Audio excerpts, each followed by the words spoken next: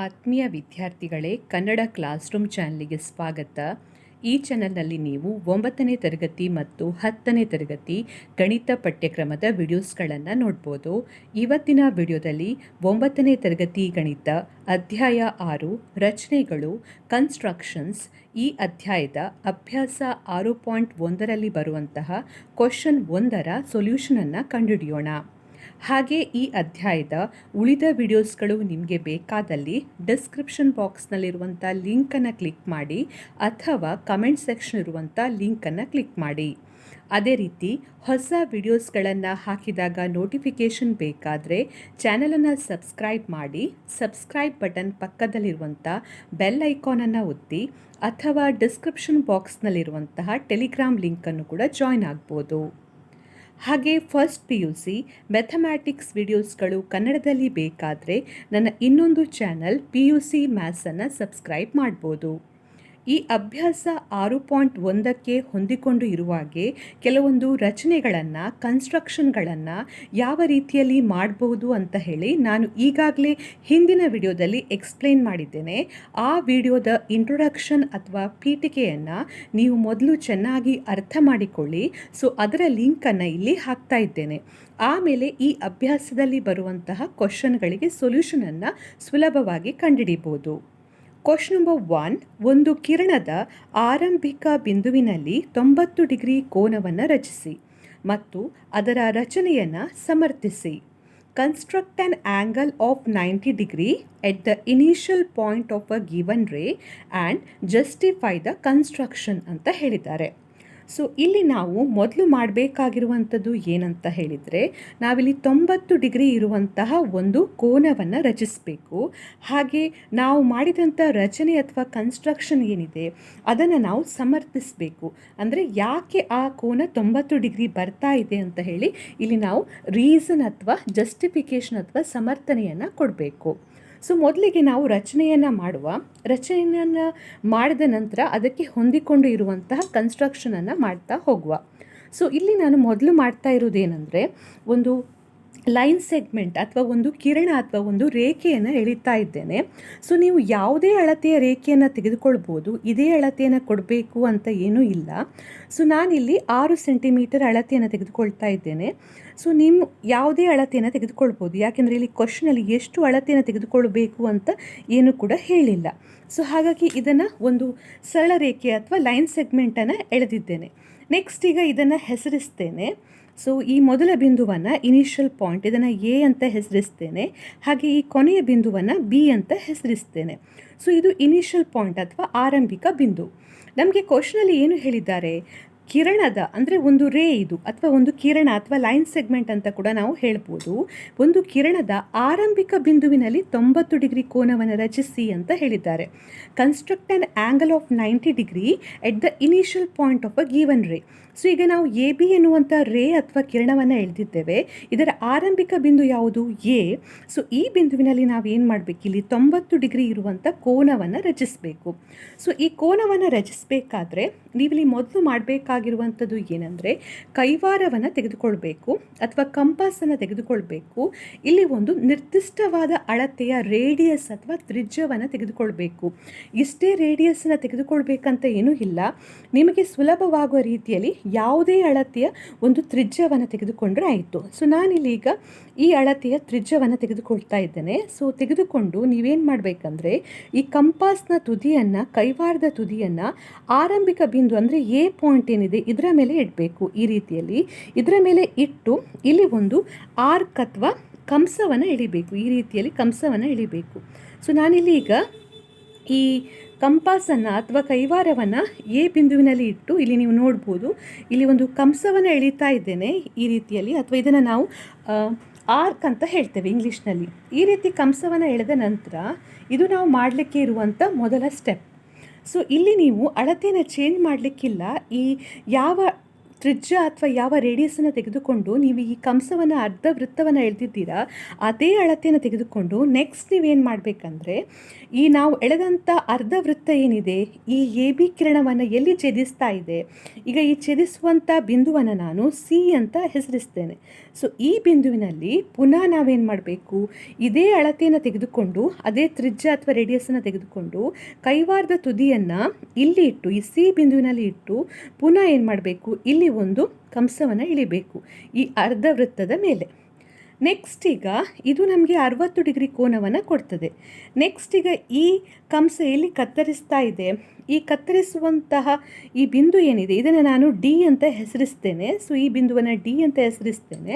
Next ಈಗ ಏನು ಮಾಡಬೇಕು, ಈ ಡಿ ಬಿಂದುವಿನಲ್ಲಿ ಕೈವಾರದ ತುದಿ ಅಥವಾ ಕಂಪಾಸ್ನ ತುದಿಯನ್ನು ಇಟ್ಟು ಪುನಃ ನಾವು ಈ ಅರ್ಧ ವೃತ್ತವನ್ನು ಕತ್ತರಿಸಬೇಕು. ಸೊ ಇಲ್ಲಿ ಇದನ್ನು ನಾನು ಇ ಅಂತ ಹೆಸರಿಸ್ತೇನೆ. ಸೊ ಇದು ನಮಗೆ 120 ಡಿಗ್ರಿ ಕೋನವನ್ನು ಕೊಡ್ತದೆ.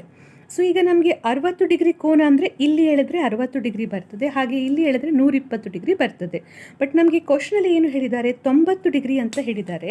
ಹಾಗಾಗಿ ನಾವೇನು ಮಾಡಬೇಕು, ಇದೆರಡು ಬಿಂದುಗಳ ನಡುವೆ ಕೋನಾರ್ಧಕ ಅಥವಾ ಆ್ಯಂಗಲ್ ಬೈಸೆಕ್ಟರನ್ನು ರಚಿಸಬೇಕು. ಅದು ಹೇಗೆ ಅಂದರೆ ಇದೇ ಅಳತೆಯನ್ನು ತೆಗೆದುಕೊಳ್ಬೇಕು. ನಾವು ಮೊದಲಿಗೆ ಅರ್ಧ ವೃತ್ತವನ್ನು ರಚಿಸಲಿಕ್ಕೆ ಯಾವ ಅಳತೆಯನ್ನು ತೆಗೆದುಕೊಂಡಿದ್ದೇವೆ ಅದೇ ಅಳತೆಯನ್ನು ತೆಗೆದುಕೊಳ್ಬೇಕು. ಕೈವಾರದ ಅಳತೆ ಅಥವಾ ಮೆಷರ್ಮೆಂಟಲ್ಲಿ ಯಾವುದೇ ಬದಲಾವಣೆ ಮಾಡಲಿಕ್ಕಿಲ್ಲ. ನೆಕ್ಸ್ಟ್ ನೀವೇನು ಮಾಡಬೇಕು, ಡಿ ಬಿಂದುವಿನಲ್ಲಿ ಕೈವಾರದ ತುದಿಯನ್ನು ಇಟ್ಟು ನೆಕ್ಸ್ಟ್ ಇಲ್ಲಿ ಒಂದು ಕಂಸವನ್ನು ಎಳಿಬೇಕು ಅಥವಾ ಆರ್ಕನ್ನು ಎಳಿಬೇಕು. ನೆಕ್ಸ್ಟ್ ಪುನಃ ಇಲ್ಲಿ ಈ ಬಿಂದುವಿನಲ್ಲಿ ಕೈವಾರದ ತುದಿಯನ್ನು ಇಟ್ಟು ಅದೇ ಅಳತೆಯನ್ನು ಚೇಂಜ್ ಮಾಡಲಿಕ್ಕಿಲ್ಲ, ಅದೇ ಅಳತೆಯನ್ನು ತೆಗೆದುಕೊಂಡು ಪುನಃ ಇಲ್ಲಿ ಇಲ್ಲಿ ಇನ್ನೊಂದು ಕಂಸವನ್ನು ಎಳಿಬೇಕು ಅಥವಾ ಇನ್ನೊಂದು ಆರ್ಕನ್ನು ಎಳಿಬೇಕು. ಈಗ ನೀವು ಕಾಣಬಹುದು ಇಲ್ಲಿ ನಾವು ಎಳೆದಂಥ ಎರಡು ಆರ್ಕ್ ಏನಿದೆ, ಎರಡು ಕಂಸಗಳು ಏನಿದೆ ಅವುಗಳು ಒಂದು ಬಿಂದುವಿನಲ್ಲಿ ಛೇದಿಸ್ತಾ ಇದೆ. ಈ ರೀತಿಯಲ್ಲಿ ಈ ಬಿಂದುವನ್ನು ನಾನು ಎಫ್ ಅಂತ ಗುರುತಿಸ್ತೇನೆ. ಸೊ ಈಗ ಇದನ್ನು ನಾವು ಜೋಡಿಸಿದರೆ ನಮಗೆ 90 ಡಿಗ್ರಿ ಇರುವಂಥ ಕೋನ ಸಿಗ್ತದೆ. ಸೊ ಇದನ್ನು ನಾನೀಗ ಸೇರಿಸ್ತಾ ಇದ್ದೇನೆ. ಇಲ್ಲಿರುವಂಥ ಎಫ್ ಹಾಗೆ ಈ ಕಿರಣದ ಆರಂಭಿಕ ಬಿಂದುವನ್ನು ಈ ರೀತಿಯಲ್ಲಿ ಜೋಡಿಸ್ತಾ ಇದ್ದೇನೆ. ಸೊ ಈ ರೀತಿಯಲ್ಲಿ ಜೋಡಿಸಿದಾಗ ಇಲ್ಲಿ ನಮಗೆ ಸಿಗ್ತಾ ಇದೆ ಕೋನ ಯಾವುದು, ಎಫ್ ಎ ಬಿ. ಈ ಕೋನದ ಅಳತೆ ಎಷ್ಟಾಗಿರ್ತದೆ, ಈ ಕೋನವು 90 ಡಿಗ್ರಿ ಆಗಿರ್ತದೆ. ನೀವು ಬೇಕಾದರೆ ಪ್ರೊಟ್ರಾಕ್ಟರ್ ಅಥವಾ ಕೋನ ಮಾಪಕದ ಸಹಾಯದಿಂದ ಇದನ್ನು ಮೆಷರ್ ಮಾಡಿ ನೋಡಿ. ಸೊ ಇಲ್ಲಿ ನಾನು ಎ ಬಿಂದುವಿನಲ್ಲಿ ಇಲ್ಲಿ ಇಡ್ತಾ ಇದ್ದೇನೆ. ಸೊ ಇಲ್ಲಿ ಇದು 90 ಡಿಗ್ರಿಯನ್ನು ತೋರಿಸ್ತಾ ಇದೆ. ಸೊ ನಾವಿಲ್ಲಿ 90 ಡಿಗ್ರಿ ಇರುವಂಥ ಕೋನವನ್ನು ಈ ರೀತಿಯಲ್ಲಿ ರಚಿಸಿದ್ದೇವೆ. ಸೊ ಇದು ನಾವು ಮಾಡಲಿಕ್ಕೆ ಇದ್ದಂಥ ಕನ್ಸ್ಟ್ರಕ್ಷನ್ ಅಥವಾ ರಚನೆಯ ಭಾಗ. ನೆಕ್ಸ್ಟ್ ನಾವು ಮಾಡಬೇಕಾಗಿರುವಂಥದ್ದು ಏನಂದರೆ ಈ ರಚನೆಯನ್ನು ನಾವು ಸಮರ್ಥಿಸಬೇಕು. ನಮಗೆ ಇಲ್ಲಿ ಸಿಕ್ಕಂಥ ಕೋನ ಏನಿದೆ, ಈ ಎ ಕೋನ ಏನಿದೆ ಇದು 90 ಡಿಗ್ರಿ ಅಂತ ನಮಗೆ ಸಿಕ್ಕಿದೆ. ಸೊ ಈ ಸಿಕ್ಕಂಥ ಕೋನ CAF ಅಂತ ಹೇಳ್ಬೋದು. ಸೊ ಈ ಕೋನ 90 ಡಿಗ್ರಿ ಯಾಕೆ ಬರ್ತಾ ಇದೆ ಅಂತ ಹೇಳಿ ನಾವಿಲ್ಲಿ ಸಮರ್ಥನೆ ಅಥವಾ ಜಸ್ಟಿಫಿಕೇಷನನ್ನು ಕೊಡಬೇಕು. ಸೊ ಈಗ ಸಮರ್ಥನೆಯನ್ನು ಬರೆಯುವ ಜಸ್ಟಿಫಿಕೇಷನ್ ಅಥವಾ ಸಮರ್ಥನೆ. ಸೊ ಇಲ್ಲಿ ನಾವು ಮೊದಲಿಗೆ ಮಾಡಬೇಕಾಗಿರುವಂಥ ಸ್ಟೆಪ್ ಏನಂತ ಹೇಳಿದರೆ, ಈ ಸಮರ್ಥನೆಯನ್ನು ಬರಿಬೇಕು ಅಂತಾದರೆ ನಾವಿಲ್ಲಿ ಪುನಃ ಕೆಲವೊಂದು ಕನ್ಸ್ಟ್ರಕ್ಷನ್ಗಳನ್ನು ಮಾಡಬೇಕು. ಸೊ ಇಲ್ಲಿ ನಾವೀಗ ಕೋನ CAF ಏನಿದೆ ಈ ಕೋನ 90 ಡಿಗ್ರಿ ಯಾಕೆ ಬಂದಿದೆ ಅಂತ ತೋರಿಸಬೇಕು. ಅದಕ್ಕೋಸ್ಕರ ಮೊದಲಿಗೆ ನಾನಿಲ್ಲಿ ACD ಈ ಬಿಂದುಗಳನ್ನು ತೆಗೆದುಕೊಳ್ತಾ ಇದ್ದೇನೆ. ಸೊ ಇಲ್ಲಿ ಎ ಮತ್ತು ಡಿಯನ್ನು ನಾವು ಜಾಯಿನ್ ಮಾಡುವ, ಹಾಗೆ ಸಿ ಮತ್ತು ಡಿಯನ್ನು ಜಾಯಿನ್ ಮಾಡುವ. ಸೊ ಈ ರೀತಿಯಲ್ಲಿ ಎರಡು ನಾವು ರೇಖೆಗಳನ್ನು ಇಲ್ಲಿ ಎಳಿಬೇಕು. ಸೊ ಎ ಮತ್ತು ಡಿಯನ್ನು ಜಾಯಿನ್ ಮಾಡ್ತಾ ಇದ್ದೇನೆ, ಹಾಗೆ ಇಲ್ಲಿ ಸಿ ಮತ್ತು ಡಿಯನ್ನು ಜಾಯಿನ್ ಮಾಡ್ತಾ ಇದ್ದೇನೆ. ಸೊ ಈ ರೀತಿ ಜಾಯಿನ್ ಮಾಡಿದಾಗ ನಿಮಗೆ ಇಲ್ಲಿ ನೀವು ನೋಡ್ಬೋದು ಒಂದು ತ್ರಿಭುಜ ಸಿಗ್ತಾ ಇದೆ. ಇಲ್ಲಿ ಒಂದು ACD ಎನ್ನುವಂಥ ತ್ರಿಭುಜ ಸಿಗ್ತಾ ಇದೆ. ಸೊ ಈ ACD ಎನ್ನುವಂಥ ತ್ರಿಭುಜ ಒಂದು ಸಮಬಾಹು ತ್ರಿಭುಜ ಆಗಿದೆ ಅಥವಾ ಈಕ್ವಿಲ್ಯಾಟ್ರಲ್ ಟ್ರ್ಯಾಂಗಲ್ ಆಗಿದೆ. ಯಾಕೆ ಅಂತ ಹೇಳಿದರೆ ಇಲ್ಲಿ ನೀವು ಕಾಣ್ಬೋದು AC ಎನ್ನುವಂತಹ ಒಂದು ತ್ರಿಜ್ಯ ಅಥವಾ ರೇಡಿಯಸನ್ನು ತೆಗೆದುಕೊಂಡು ನಾವಿಲ್ಲಿ ಈ ಅರ್ಧ ವೃತ್ತವನ್ನು ಎಳೆದಿದ್ದೇವೆ. ಅದೇ ಅಳತೆಯನ್ನು ತೆಗೆದುಕೊಂಡು ಪುನಃ ಇಲ್ಲಿ ನಾನು ಈ ಕಂಸವನ್ನು ಎಳೆದಿದ್ದೇನೆ. ಸೊ ಹಾಗಾಗಿ ನಾವೇನು ಹೇಳ್ಬೋದು, ಇಲ್ಲಿ AC ಯಾವುದಕ್ಕೆ ಸಮವಾಗಿದೆ, AC ಎನ್ನುವಂಥದ್ದು CD ಗೆ ಸಮವಾಗಿದೆ. ಹಾಗೆ ಇಲ್ಲಿ AD ಎನ್ನುವಂಥದ್ದು ಕೂಡ ಈ ಅರ್ಧ ವೃತ್ತದ ತ್ರಿಜ್ಯವಾಗಿದೆ. ಆದ್ದರಿಂದ ಈ ಸಮಬಾಹು ತ್ರಿಭುಜ ಅಥವಾ ಈ ತ್ರಿಭುಜ ಏನಿದೆ, ತ್ರಿಭುಜ ACDಯಲ್ಲಿ ಮೂರೂ ಬಾಹುಗಳು ಒಂದಕ್ಕೊಂದು ಸಮವಾಗಿದೆ. ಹಾಗಾಗಿ ನಾನಿಲ್ಲಿ ಬರೀತಾ ಇದ್ದೇನೆ A C is equal to C D is equal to A D ಅಂತ ಬರೀತಾ ಇದ್ದೇನೆ. ಸೊ ಇಲ್ಲಿ ಮೂರು ಬಾಹುಗಳು ಸಮವಾಗಿದೆ ಅಂತ ಹೇಳಿದರೆ ಅದನ್ನು ನಾವು ಯಾವ ರೀತಿಯ ತ್ರಿಭುಜ ಅಂತ ಹೇಳ್ಬೋದು? ಸಮಬಾಹು ತ್ರಿಭುಜ ಅಂತ ಹೇಳ್ಬೋದು. ಸೊ ಇಲ್ಲಿ ಬರೀತಾ ಇದ್ದೇನೆ, ತ್ರಿಭುಜ ಎ ಸಿ ಡಿ ಒಂದು ಸಮಬಾಹು ತ್ರಿಭುಜ ಅಥವಾ triangle A C D is an equilateral triangle. So ಸಮಬಾಹು ತ್ರಿಭುಜ ಅಂತ ಹೇಳುವಾಗ ಅಲ್ಲಿ ಮೂರು ಬಾಹುಗಳು ಒಂದಕ್ಕೊಂದು ಸಮವಾಗಿರ್ತವೆ. ಹಾಗೆ ಮೂರು ಬಾಹುಗಳು ಸಮವಾಗಿರುವುದರಿಂದ ಆ ತ್ರಿಭುಜದ ಮೂರು ಕೋನಗಳು ಕೂಡ ಮೂರು ಕೋನಗಳಲ್ಲಿ ಪ್ರತಿಯೊಂದು ಕೋನವು 60 ಡಿಗ್ರಿ ಆಗಿರ್ತದೆ. ಅಂದರೆ ಕೋನ ಎ 60 ಡಿಗ್ರಿ, ಕೋನ ಸಿ 60 ಡಿಗ್ರಿ, ಹಾಗೆ ಕೋನ ಡಿ ಕೂಡ 60 ಡಿಗ್ರಿ ಆಗಿರ್ತದೆ. ಆದ್ದರಿಂದ ನಾವಿಲ್ಲಿ ಏನು ಹೇಳ್ಬೋದು? ಈ ಕೋನ ಸಿ ಎ ಡಿ ಏನಿದೆ, ಅಂದರೆ ಈ ಕೋನ ಏನಿದೆ, ಈ ಕೋನ ಎಷ್ಟು ಡಿಗ್ರಿ ಆಗಿದೆ ಅಂತ ಹೇಳ್ಬೋದು? ಇದು 60 ಡಿಗ್ರಿ ಆಗಿದೆ ಅಂತ ಹೇಳ್ಬೋದು. ಸೊ ಇದರ ಪ್ರಕಾರ ನಾವಿಲ್ಲಿ ಬರೀಬೋದು ಕೋನ ಸಿ ಎ ಡಿ. ಕೋನ ಸಿ ಎ ಡಿ ಎನ್ನುವಂಥದ್ದು ಸಮಬಾಹು ತ್ರಿಭುಜದ ಕೋನವಾಗಿದೆ. ಹಾಗಾಗಿ ಪ್ರತಿಯೊಂದು ಕೋನ ಇಲ್ಲಿ 60 ಡಿಗ್ರಿ ಆಗಿರ್ತದೆ. ಸೊ ಕೋನ C A D is equal to 60 degree ಅಂತ ಬರೀತಾ ಇದ್ದೇನೆ. ಸೊ ಇದನ್ನು ಈಗ ನಾವು ಸಮೀಕರಣ 1 ಅಂತ ಹೇಳಿ ಗುರುತಿಸಿಕೊಳ್ಳುವ. ನಂತರ ನಾವೇನು ಮಾಡಬೇಕು? ಪುನಃ ಇಲ್ಲಿ ಕೆಲವೊಂದು ಕನ್ಸ್ಟ್ರಕ್ಷನ್ಗಳನ್ನು ಮಾಡಬೇಕು. ಅದೇನೆಂದರೆ ನೆಕ್ಸ್ಟ್ ನಾವೇನು ಮಾಡಬೇಕಂದ್ರೆ ಈ ಏನಿದೆ ಈ ಬಿಂದು ಹಾಗೆ ಇಲ್ಲಿರುವಂಥ ಇ ಡಿ ಇದನ್ನು ನಾವು ಜಾಯಿನ್ ಮಾಡಬೇಕು.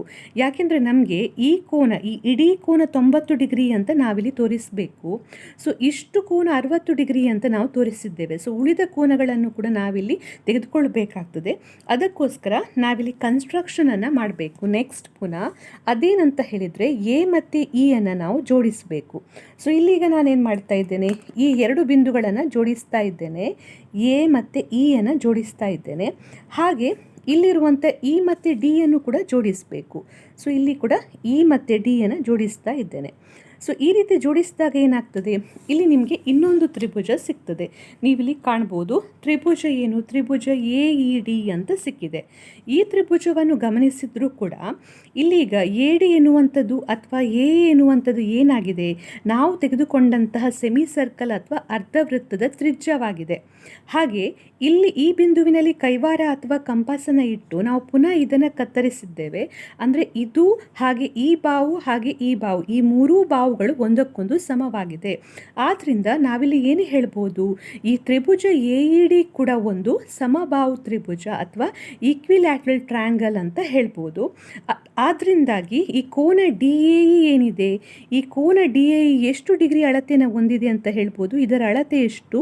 ಇದು ಕೂಡ 60 ಡಿಗ್ರಿಯನ್ನು ಹೊಂದಿದೆ ಅಂತ ಹೇಳ್ಬೋದು.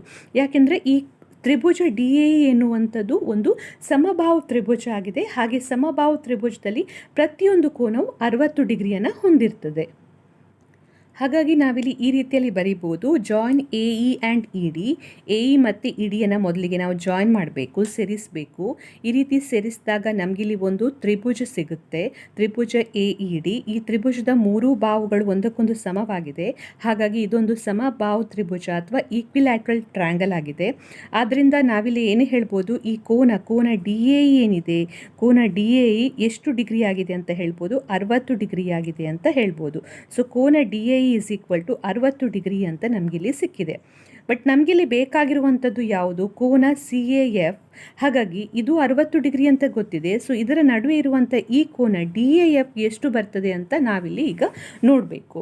ಸೊ ಇದನ್ನು ನೋಡಬೇಕಾದ್ರೆ ಪುನಃ ನಾವಿಲ್ಲಿ ಕೆಲವೊಂದು ರಚನೆಗಳನ್ನು ಮಾಡಬೇಕು. ಸೊ ಆ ರಚನೆ ಏನು ಅಂತ ಹೇಳಿ ನೋಡುವ. ಸೊ ಇಲ್ಲಿಗ ನಾವೇನು ಮಾಡಬೇಕಂದ್ರೆ ಈ ಇ ಮತ್ತು ಎಫ್ ಹಾಗೆ ಈ ಡಿ ಮತ್ತು ಎಫ್ ಏನಿದೆ, ಈ ಎರಡು ಬಿಂದುಗಳನ್ನು ನಾವು ಜೋಡಿಸಬೇಕು. ಸೊ ಇಲ್ಲಿ ಇ ಮತ್ತು ಎಫ್ ಅನ್ನು ನಾನು ಈ ರೀತಿಯಲ್ಲಿ ಜೋಡಿಸ್ತಾ ಇದ್ದೇನೆ. ಸೊ ಇಲ್ಲಿ ನೀವು ಕಾಣ್ಬೋದು, ಇ ಮತ್ತು ಎಫ್ ಅನ್ನು ಜೋಡಿಸ್ತಾ ಇದ್ದೇನೆ. ಹಾಗೆ ಇಲ್ಲಿ ಡಿ ಮತ್ತು ಎಫ್ ಏನಿದೆ ಇದನ್ನು ಕೂಡ ಜೋಡಿಸಬೇಕು. ಸೊ ಇದನ್ನು ಕೂಡ ಇಲ್ಲಿ ಜೋಡಿಸ್ತಾ ಇದ್ದೇನೆ. ಈ ರೀತಿ ಜೋಡಿಸಿದಾಗ ನಮಗಿಲ್ಲಿ ಎರಡು ತ್ರಿಭುಜಗಳು ಸಿಗ್ತವೆ. ಯಾವುದೆಲ್ಲ ಅಂತ ಹೇಳಿದರೆ, ಒಂದು ತ್ರಿಭುಜ ಎ ಇ ಎಫ್. ಸೊ ತ್ರಿಭುಜ ಎ ಇ ಎಫ್ ಇಲ್ಲಿಂದ ಪ್ರಾರಂಭಿಸಿ ಇಲ್ಲಿ ತನಕ ತ್ರಿಭುಜ ಎ ಇ ಎಫ್. ಹಾಗೆ ಇನ್ನೊಂದು ತ್ರಿಭುಜ ಎ ಡಿ ಎಫ್. ಸೊ ಈ ಎರಡು ತ್ರಿಭುಜಗಳು ಸರ್ವಸಮ ತ್ರಿಭುಜಗಳು ಅಥವಾ ಕಾಂಗ್ರುಯೆಂಟ್ ಟ್ರ್ಯಾಂಗಲ್ಸ್ ಅಂತ ಹೇಳಿ ನಾವಿಲ್ಲಿ ತೋರಿಸಬೇಕು. ತೋರಿಸಿದ ನಂತರ ಇಲ್ಲಿ ಬರುವಂಥ ಈ ಎರಡೂ ಕೋನಗಳು ಸಮ ಅಂತ ತೋರಿಸಿದರೆ ನಮಗೆ ಇಲ್ಲಿ ಈ ಕೋನ 30 ಡಿಗ್ರಿ ಅಂತ ಸಿಗ್ತದೆ. ಸೊ ಅದಕ್ಕೋಸ್ಕರ ನಾವು ಮಾಡಿದಂಥ ರಚನೆಯನ್ನು ಮೊದಲಿಗೆ ಬರೆಯುವ. ಇಲ್ಲೀಗ ಎರಡು ತ್ರಿಭುಜಗಳು ನಮಗೆ ಸಿಗ್ತಾ ಇದೆ. ಒಂದು ತ್ರಿಭುಜ ಎ ಇ ಎಫ್, ಈ ತ್ರಿಭುಜ, ಹಾಗೆ ಇನ್ನೊಂದು ಎ ಡಿ ಎಫ್ ಅಂದರೆ ಈ ತ್ರಿಭುಜ. ಸೊ ಈ ಎರಡು ತ್ರಿಭುಜಗಳು ನಾವೀಗ ಸರ್ವಸಮ ಅಥವಾ ಕಾಂಗ್ರುಯೆಂಟ್ ಅಂತ ತೋರಿಸಬೇಕು. ಸೊ ಇದನ್ನು ಸರ್ವಸಮ ಅಂತ ತೋರಿಸಬೇಕು ಅಂತಾದರೆ ನಾವಿಲ್ಲಿರುವಂಥ ಸಮವಾಗಿರುವಂಥ ಭಾಗಗಳನ್ನು ತೆಗೆದುಕೊಳ್ಬೇಕು. ಮೊದಲಿಗೀಗ ನಾನು ಎ ಎಫ್ ಬಾವು ಅಥವಾ ಸೈಡನ್ನು ತೆಗೆದುಕೊಳ್ತಾ ಇದ್ದೇನೆ. ಎ ಎಫ್ ಎನ್ನುವಂಥದ್ದು ಈ ತ್ರಿಭುಜದಲ್ಲೂ ಕೂಡ ಬರ್ತದೆ, ಹಾಗೆ ಈ ತ್ರಿಭುಜದಲ್ಲೂ ಕೂಡ ಬರ್ತದೆ. ಹಾಗಾಗಿ ನಾವಿಲ್ಲಿ ಬರೀಬಹುದು A F is equal to A F ಅಂತೇಳಿ. ಸೊ ಇದಕ್ಕೆ ಕಾರಣ ಏನಂತ ನೀವು ಬರೀಬೇಕು, ಕಾಮನ್ ಸೈಡ್ ಅಂತ ಕಾರಣವನ್ನು ಬರೀಬೋದು. ಅಥವಾ ಕನ್ನಡದಲ್ಲಿ ಬರೆಯುವುದಾದರೆ ಸಾಮಾನ್ಯ ಬಾವು, ಎರಡೂ ತ್ರಿಭುಜದಲ್ಲಿರುವಂತಹ ಸಾಮಾನ್ಯ ಬಾವು ಆಗಿದೆ. ಹಾಗಾಗಿ ಇಲ್ಲಿ ಕಾರಣವಾಗಿ ಸಾಮಾನ್ಯ ಬಾವು ಅಂತ ಬರೀಬೋದು. ನೆಕ್ಸ್ಟ್ ನೀವು ಇಲ್ಲಿ ಗಮನಿಸಿದರೆ ಇ ಎಫ್, ಇಲ್ಲೀಗ ಈ ತ್ರಿಭುಜವನ್ನು ನೋಡಿದರೆ ಇ ಎಫ್ ಎನ್ನುವಂಥದ್ದು ಏನಾಗಿದೆ, ಇಲ್ಲಿ ಇ ಎಫ್ ಎನ್ನುವಂಥದ್ದು ನಾವು ಮಾಡಿದಂಥ ರಚನೆಯಾಗಿದೆ. ಹಾಗೆ ಡಿ ಎಫ್ ಎನ್ನುವಂಥದ್ದು ಕೂಡ ನಾವು ಮಾಡಿದಂಥ ರಚನೆಯಾಗಿದೆ. ಅಂದರೆ ಒಂದು ಸಮಾನವಾದ ಅಳತೆಯನ್ನು ತೆಗೆದುಕೊಂಡು ಈ ಬಿಂದುವಿನಲ್ಲಿ ಕೈವಾರವನ್ನು ಇಟ್ಟು ನಾವಿಲ್ಲಿ ಒಂದು ಕಂಸವನ್ನು ಅಥವಾ ಆರ್ಕನ್ನು ಎಳೆದಿದ್ದೇವೆ. ಹಾಗೆ ಅದೇ ಅಳತೆಯನ್ನು ತೆಗೆದುಕೊಂಡು ಇಲ್ಲಿ ಕೈವಾರದ ತುದಿ ಅಥವಾ ಕಂಪಸ್ನ ತುದಿಯನ್ನು ಇಟ್ಟು ಇಲ್ಲಿ ಆರ್ಕನ್ನು ಎಳೆದಿದ್ದೇವೆ. ಅಂದರೆ ನಾವಿಲ್ಲಿ ಒಂದೇ ಅಳತೆಯನ್ನು ತೆಗೆದುಕೊಂಡಿದ್ದೇವೆ. ಹಾಗಾಗಿ ಇ ಎಫ್ ಮತ್ತು ಡಿ ಎಫ್ ಏನಿದೆ ಇದು ಎರಡೂ ಕೂಡ ಒಂದಕ್ಕೊಂದು ಸಮವಾಗಿದೆ ಅಂತ ನಾವಿಲ್ಲಿ ಹೇಳ್ಬೋದು. So E F is equal to D F ಅಂತ ಬರೀತಾ ಇದ್ದೇನೆ. ಸೊ ಇದಕ್ಕೆ ಕಾರಣ ನೀವು ಏನಂತ ಬರೀಬೇಕು, ಕನ್ಸ್ಟ್ರಕ್ಷನ್ ಅಂತ ಬರೀಬೋದು. ರಚನೆಯಲ್ಲಿ ನಾವು ಈ ರೀತಿಯಲ್ಲಿ ಸಮಾನ ಅಳತೆಯನ್ನು ತೆಗೆದುಕೊಂಡು ಇಲ್ಲಿ ಕಂಸ ಅಥವಾ ಆರ್ಕನ್ನು ಎಳೆದಿರೋದ್ರಿಂದ ಇದಕ್ಕೆ ಕಾರಣವನ್ನು ಕನ್ಸ್ಟ್ರಕ್ಷನ್ ಅಥವಾ ನೀವು ರಚನೆ ಅಂತ ತೆಗೆದುಕೊಂಡ್ರೆ ಆಯಿತು. ನೆಕ್ಸ್ಟ್ ಈಗ ಇಲ್ಲೀಗ ಎ ಇಯನ್ನು ನೋಡಿದರೆ ಈ ತ್ರಿಭುಜದ ಎ ಇ ಬಾವು, ಹಾಗೆ ಈ ತ್ರಿಭುಜದ ಎ ಡಿ ಬಾವುವನ್ನು ನೋಡಿದರೆ ಇವೆರಡೂ ಕೂಡ ಏನಾಗಿದೆ, ನಾವು ಎಳೆದಂಥ ಈ ಸೆಮಿ ಸರ್ಕಲ್ ಅಥವಾ ಅರ್ಧವೃತ್ತ ಏನಿದೆ ಅದರ ತ್ರಿಜ್ಯಗಳಾಗಿವೆ. ಸೊ ಈ ತ್ರಿಜ್ಯದ ಅಳತೆ ಒಂದೇ ರೀತಿಯಾಗಿದೆ. ಯಾವಾಗಲೂ ಕೂಡ ನಾವು ಸರ್ಕಲ್ ಅಥವಾ ವೃತ್ತವನ್ನು ತೆಗೆದುಕೊಂಡ್ರೆ, ಅರ್ಧವೃತ್ತವನ್ನು ತೆಗೆದುಕೊಂಡ್ರೆ ಎಲ್ಲಿಂದ ಕೂಡ ನಾವು ಈ ತ್ರಿಜ್ಯವನ್ನು ಎಳೆದರೂ ಕೂಡ ಅದು ಒಂದೇ ರೀತಿಯಾಗಿರ್ತದೆ. ಸೊ ಹಾಗಾಗಿ ಇದು ಕೂಡ ರೇಡಿಯಸ್ ಅಥವಾ ತ್ರಿಜ್ಯವಾಗಿದೆ, ಹಾಗೆ ಇದು ಕೂಡ ರೇಡಿಯಸ್ ಅಥವಾ ತ್ರಿಜ್ಯ ಆಗಿದೆ. ಒಂದೇ ಅರ್ಧವೃತ್ತದ ತ್ರಿಜ್ಯಗಳಾಗಿವೆ. ಹಾಗಾಗಿ ನಾವೇನು ಹೇಳ್ಬೋದು, ಇವೆರಡೂ ಕೂಡ ಒಂದಕ್ಕೊಂದು ಸಮ ಅಂತ ಹೇಳ್ಬೋದು. ಆದ್ದರಿಂದ ನಾನಿಲ್ಲಿ ಬರೀತಾ ಇದ್ದೇನೆ A E is equal to A D ಅಂತ ಬರೀತಾ ಇದ್ದೇನೆ. ಸೊ ಇದಕ್ಕೆ ನೀವು ಕಾರಣವನ್ನು ಏನಂತ ಬರೀಬೇಕು, ಒಂದೇ ಕಂಸ ಅಥವಾ ನಾವು ಹೇಳಿದಂಥ ಒಂದೇ ವೃತ್ತ ಅರ್ಧವೃತ್ತದ ತ್ರಿಜ್ಯ ಅಥವಾ ಒಂದೇ ಕಂಸದ ತ್ರಿಜ್ಯ ಅಂತ ಬರೀಬೋದು. ಅಥವಾ ರೇಡಿ ಆಫ್ ಸೇಮ್ ಆರ್ಕ್ ಅಂತ ಕೂಡ ಬರೀಬೋದು. ಕಾರಣವನ್ನು ಒಂದೇ ಕಂಸದ ತ್ರಿಜ್ಯ ಅಥವಾ ರೇಡಿಯಸ್ ಆಫ್ ಸೇಮ್ ಆರ್ಕ್, ಹಾಗಾಗಿ ಇದು ಕೂಡ ಸಮವಾಗಿದೆ. ಸೊ ಇಲ್ಲಿಗ ಗಮನಿಸಿದರೆ ಯಾವುದೆಲ್ಲ ಸಮ ಅಂತ ನಾವು ತೋರಿಸಿದ್ದೇವೆ, ಇದು ಸೈಡ್ ಅಥವಾ ಬಾವು ಆಗಿದೆ, ಹಾಗೆ ಇದು ಸೈಡ್ ಅಥವಾ ಬಾವು, ಹಾಗೆ ಇದು ಸೈಡ್ ಅಥವಾ ಬಾವು. ಸೊ ಮೂರು ಬಾವುಗಳು, ಎರಡು ತ್ರಿಭುಜದ ಮೂರು ಬಾವುಗಳು ಸಮ ಅಂತ ನಾವು ತೋರಿಸಿರೋದ್ರಿಂದ ನಾವೀಗ ಏನು ಹೇಳ್ಬೋದು, ತ್ರಿಭುಜ ಎ ಇ ಎಫ್ ಕಾಂಗ್ರುಯೆಂಟ್ ಅಥವಾ ಸರ್ವಸಮ ತ್ರಿಭುಜ ಎ ಡಿ ಎಫ್ ಅಂತ ಹೇಳ್ಬೋದು. ಸೊ ಇದಕ್ಕೆ ಕಾರಣ ಏನು, ಎಸ್ ಕಾಂಗ್ರುಯೆನ್ಸ್ ರೂಲ್, ಅಥವಾ ಕನ್ನಡದಲ್ಲಿ ಬರೆಯುವುದಾದರೆ ಬಾವು ಸರ್ವಸಮತೆ ನಿಯಮ. ಸೊ ಅದರ ಪ್ರಕಾರ ಈ ಎರಡೂ ತ್ರಿಭುಜಗಳು ಈಗ ಏನಾಗಿದೆ, ಕಾಂಗ್ರುಯೆಂಟ್ ಆಗಿದೆ. ಸೊ ಈಗ ಎರಡೂ ತ್ರಿಭುಜಗಳು ಕಾಂಗ್ರುಯೆಂಟ್ ಆಗಿದ್ದರೆ ಅವುಗಳ ಅನುರೂಪ ಭಾಗಗಳು ಕೂಡ ಯಾವಾಗಲೂ ಕೂಡ ಸಮವಾಗಿರ್ತವೆ. ನಾವು CPCT ಅಂತ ಹಿಂದಿನ ಅಧ್ಯಾಯದಲ್ಲಿ, ತ್ರಿಭುಜಗಳು ಅಧ್ಯಾಯದಲ್ಲಿ ಅಥವಾ ಟ್ರಯಾಂಗಲ್ಸ್ ಚಾಪ್ಟರಲ್ಲಿ ಕಲ್ತಿದ್ದೇವೆ. CPCT ಅಥವಾ ಸರ್ವಸಮ ತ್ರಿಭುಜಗಳ ಅನುರೂಪ ಭಾಗಗಳು ಕೂಡ ಸಮವಾಗಿರ್ತವೆ ಅಂತ ಕಲ್ತಿದ್ದೇವೆ. ಹಾಗಾಗಿ ಈ ಎರಡು ತ್ರಿಭುಜಗಳ ಅನುರೂಪ ಭಾಗಗಳು ಅಂದರೆ ಅನುರೂಪ ಕೋನಗಳಾಗಿರ್ಬೋದು, ಅನುರೂಪ ಬಾವುಗಳಾಗಿರ್ಬೋದು, ಅವೆಲ್ಲವೂ ಕೂಡ ಸಮವಾಗಿರ್ತವೆ. ಆದ್ದರಿಂದ ನಾವಿಲ್ಲಿ ಏನು ಹೇಳ್ಬೋದು, ಈ ಕೋನ ಅಂದರೆ ಈ ಕೋನ ಏನಿದೆ, ಇಲ್ಲಿರುವಂಥ ಕೋನ EAF, ಈ ಕೋನ ಯಾವುದಕ್ಕೆ ಸಮವಾಗಿದೆ, ಈ ಕೋನಕ್ಕೆ ಸಮವಾಗಿದೆ ಅಂತ ನಾವು ಹೇಳ್ಬೋದು. DAFಗೆ ಸಮವಾಗಿದೆ ಅಂತ ನಾವಿಲ್ಲಿ ಬರಿಬೋದು. ಸೊ ಅದನ್ನು ಬರೀತಾ ಇದ್ದೇನೆ.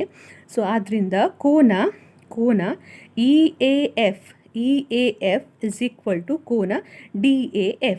ಸೊ ಇದಕ್ಕೆ ಕಾರಣ ನೀವೇನಂತ ಬರೀಬೇಕು, CPCT corresponding parts of ಕಾಂಗ್ರುಯೆಂಟ್ triangle ಅಂತ ಇಂಗ್ಲೀಷ್ನಲ್ಲಿ. ಕನ್ನಡದಲ್ಲಿ ಬರೆಯುವುದಾದರೆ ಸರ್ವಸಮ ತ್ರಿಭುಜಗಳ ಅನುರೂಪ ಭಾಗಗಳು ಸಮವಾಗಿರ್ತವೆ. ಹಾಗಾಗಿ ಈ ಎರಡು ಕೋನಗಳು ಒಂದಕ್ಕೊಂದು ಸಮ ಅಂತ ನಾವಿಲ್ಲಿ ಬರೆದರೆ ಆಯಿತು. ಸೊ ಈಗ ನಮಗಿಲ್ಲಿ ಈ ಎರಡೂ ಕೋನಗಳು ಒಂದಕ್ಕೊಂದು ಸಮ ಅಂತ ಸಿಕ್ಕಿದೆ.